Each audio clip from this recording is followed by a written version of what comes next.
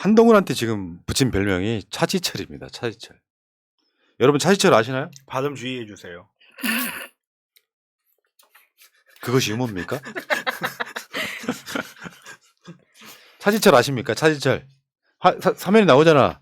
그럼 여기 이제 그저 시알못들한테 질문, 여기 두 분 여성분한테 왼쪽이 차지철일까요? 오른쪽이 차지철일까요? 오른쪽.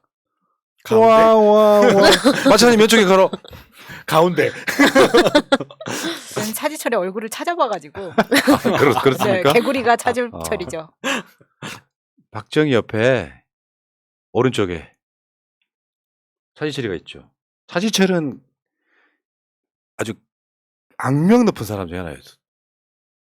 그러니까 저기 5.16 쿠데타를 일으킬 때 최측근 중에 한 명인데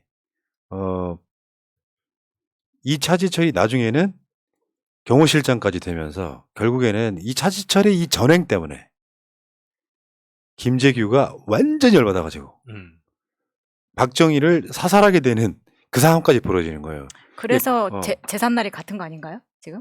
그렇지. 그렇죠. 맞아요. 그러니까 이게 권력의 폐해 같은 거예요. 그래서 민주정부에서는 어떤 면에서 보면 특별하게 특정인한테 권력을 몰아주지 않아요. 지금도 그렇잖아요. 검찰의 권력이 집중되니까 이거를 공수처로 나누고 경찰로 나누는 것처럼 권력을 특정인에게 몰아주는 것은 결국에는 그렇죠. 탈이 나게 돼 있는 거다. 차지철이라는 표현을 하더라고요. 그래서. 많은 분들이 아시겠지만 차지철의 최후는 이 새끼 너 건방져 탕 이거잖아요. 그 전에 뭐라 그랬게? 그 전에요? 그 전에. 정치를 대국적으로. 야, 좀 정치적 안 해 이제. 그 안가 사진 좀 보여주세요. 안 가. 그거 보고 가야 되는데. 아저씨 궁정동 가나요? 공정동 안 가.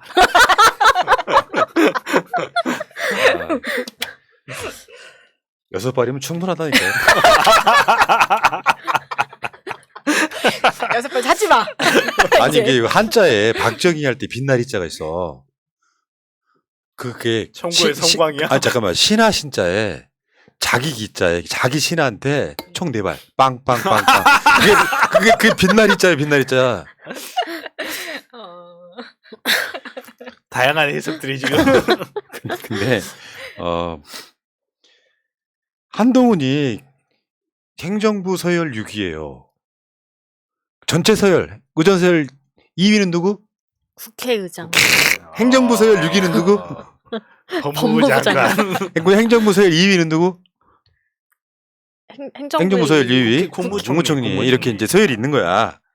한동훈이가 서열이 6번째야. 법무부 장관. 이 서열이 왜 중요하냐면은 저번에 한번 추미애 장관이 국무회의 할 때 대통령을 바로 옆에 모시고 나오는 게 그게 서열 순위였거든. 참석하는 사람 중에 가장 높은 사람. 근데 얘가 6인데 검증 대상자는 총리까지야. 내가 총리가 돼야 될 사람이라고 칩시다. 나중에 이제 한덕수 다음에 이제 한덕수 금방 물러날 거예요. 근데 나는 길게 할 거라고 보진 않아. 그러면 다음 총리를 임명을 하려면 인사검증 누가 해? 한동훈의 법무부가잖아요.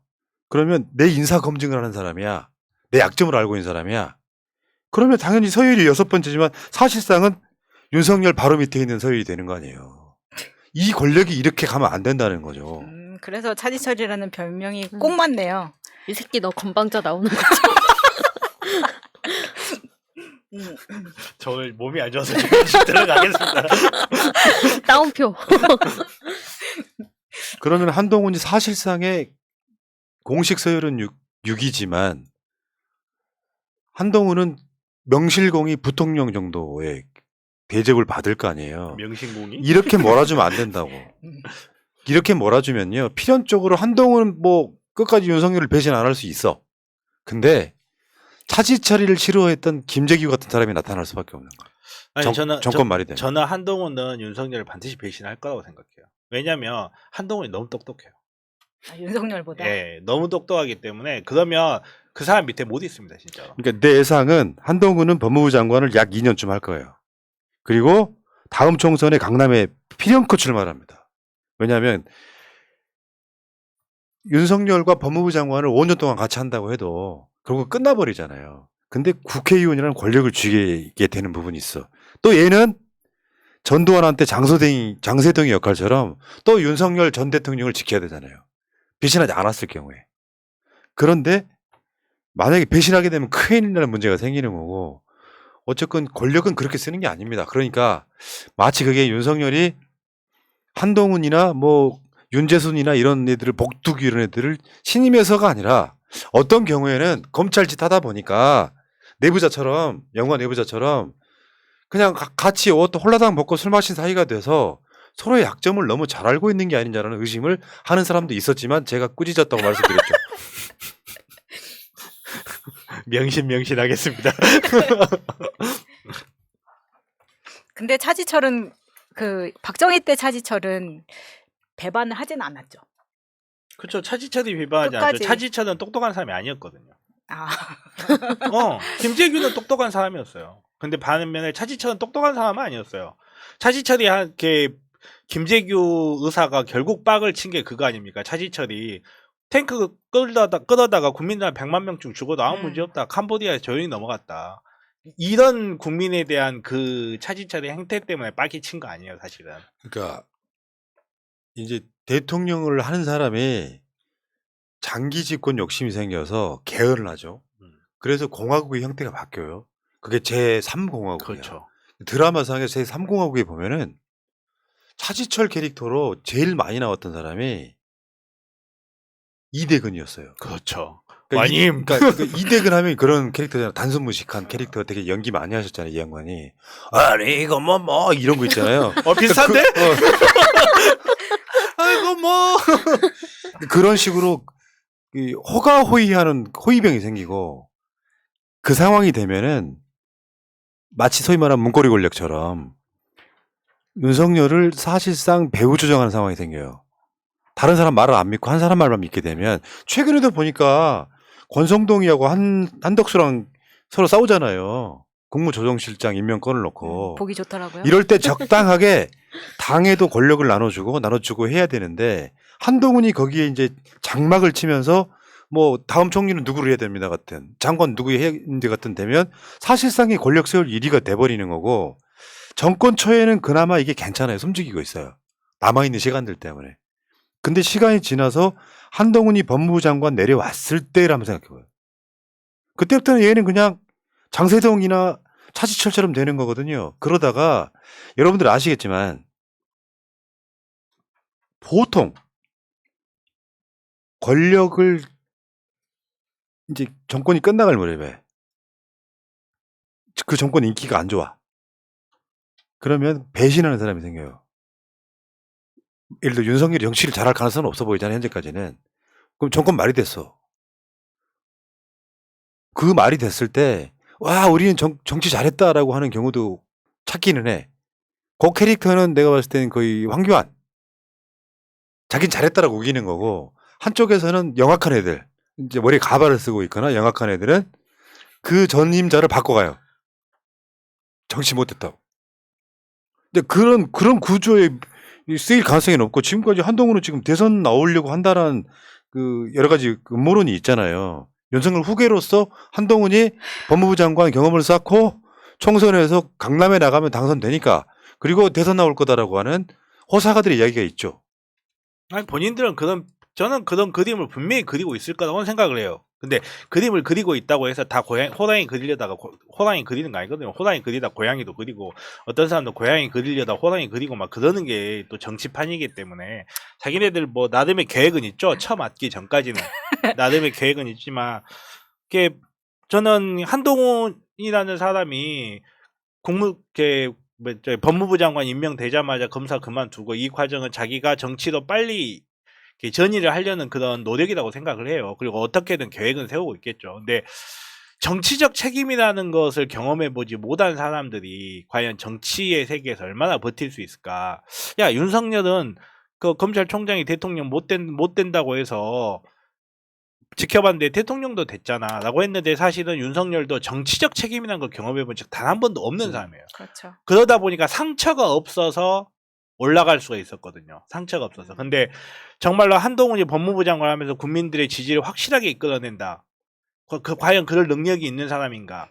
그리고 그때까지 정말로 이 사람이 상처가 없이 올라갈 수 있는가? 이런 점을 생각해 봤을 때는 정말 난망할 거고 그렇게까지 되기는 어려울 거지만 지금 벌써 한동훈이라는 사람이 검찰에 있을 때 검사장급으로 있을 때 그 스마트한 이미지 어찌됐건 간에 스마트한 이미지가 분명히 있었거든요. 그리고 특별히 흠잡히지도 않았는데 지금 검증이 필요한 자리에 올라오자마자 자식들 문제부터 시작해서 장인 뭐 이런 처가 문제까지 터지고 있거든요. 아마 한동훈이라는 사람은 저는 상상도 못했을 거라고 생각해요. 정치라는 자리에 올라갔을 때 자기는 아마 틀림없이 아무 생각이 없었을 거예요. 내 자식들한테 그러게 해줄 때 아무런 죄의식 없었고 우리 뭐 장인 장모님이 그런 일이 있었다 그런 이야기 들었을 때 뭐 법적으로 문제 안 될 텐데요 하고 넘어가 버렸을 거예요. 근데 지금 공적 자리에 올라오자마자 지금 며칠이나 됐습니까? 온 가족들이 다 상처를 입는 이걸 보고 있거든요. 과연 이 사람이 정말로 정치의 큰 인물로 성장할 수 있느냐? 이명박이면 가능해요. 이명박이면 가능한데 지금 봤을 때는 정말 어려울 것 같아요. 이제 본질과 무관한 이야기를 정변이 마무리를 못하고 계속 지금 헤매고 있어서 제가 아니, 끊었는데. 딴 사람들이 이야기를 안 하길래. 네, 제가 마무리하겠습니다. 차지철도 본인이 재산날이 같아질 줄 몰랐을 겁니다. 이제 그러니까 부산하신 아니, 이제 거예요. 그런 차원보다는 정치를 너무 희화화시키는 것 같고, 한동훈은 청문회 할 때 이미 난 대선 나가겠다고 자기의 이미지화 시킨 사람이에요. 왜냐하면 정치의 본질을 너무 잘 알고 있는 거지. 자기 지지층이 나를 지지하게 되면 기본적으로 지지율이 한 30-40%만 나오면 대선 주자할 수 있다는 것을 인식했다. 저는 이렇게 봐요. 그러니까 딱 그거잖아요. 왜 핸드폰을 안 깠어? 비밀번호. 그러니까 이재명도 안 깠는데 이런 식으로 계속 자극을 해요. 실제로는 극우 포지션에 있는 그쪽 국민들 입장에서 보면 한동훈 시원하네. 벌써 사이다가 시작된 그렇죠. 거거든요. 예, 그런 면이 있죠. 그러니까 대선을 꿈꾸는 자는 뭐 그게 나오고 안 나오고 나중에 그때 언제가 어떻게 될지 모르니까 그건 우리가 모른다고 치더라도 어쨌건 한동훈은 사실상 차지철의 역할을 차지철, 장세동 뭐 할 수 있는 그 모든 역할을 오히려 그거 차지철은 그냥 경호실장이었잖아요. 장세동도 그렇고. 근데 얘는 사실상 상황, 뭐 부통령 이런 정도 역할을 완전히 한쪽에 몰아주는 상태. 이 상태가 되면 윤석열한테는 결코 도움되지 않는다. 그러면 채팅창에 나온 이야기인데 한동훈인 김재규가 될 수 있는 가능성은? 없어요.